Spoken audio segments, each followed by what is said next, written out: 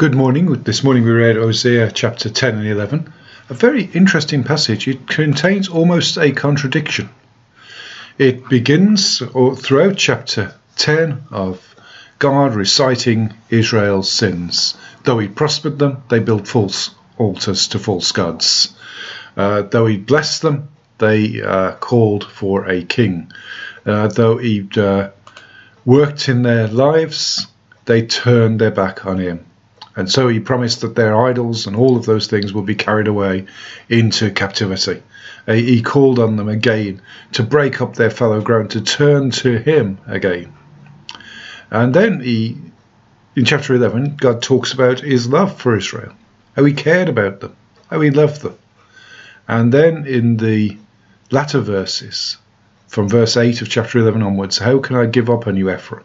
How can I hand you over, Israel? And my heart is changed within me. All my compassion is aroused. And God seems to be going back on all of the things he said. I will not carry out my fierce anger, nor will I devastate Ephraim again. And here we're seeing in God something we see in humans.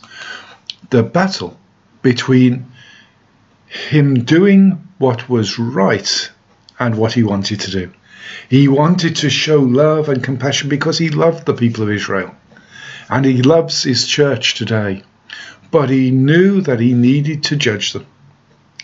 And it's almost as if the thing that he knew he had to do was breaking God's heart. And so there's this battle within him, which many of us will know. Many of us who've been in difficult situations in our families will know that sometimes our compassion fights against what we logically know is the right thing to do. And here God is demonstrating that towards his people. And God is not swift to punish. He's not looking for a chance to punish us. His love and compassion for us is always there, always pulling against his knowledge that justice must prevail. God is love, filled with love, full of love for us. And he's looking to give us any chance to escape his judgment, just as in this passage.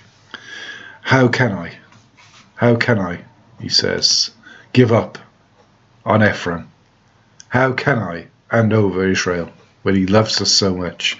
How can God turn from us when he loves us so much? And yet we know that ultimately he will do that which is right, even if it brings judgment to us, even if it hurts him. Judgment of us is painful to God. This morning, I urge you to surrender to him. Confess your sin and receive forgiveness. He's eager and impatient to forgive you. He would rather forgive you than judge you. Amen.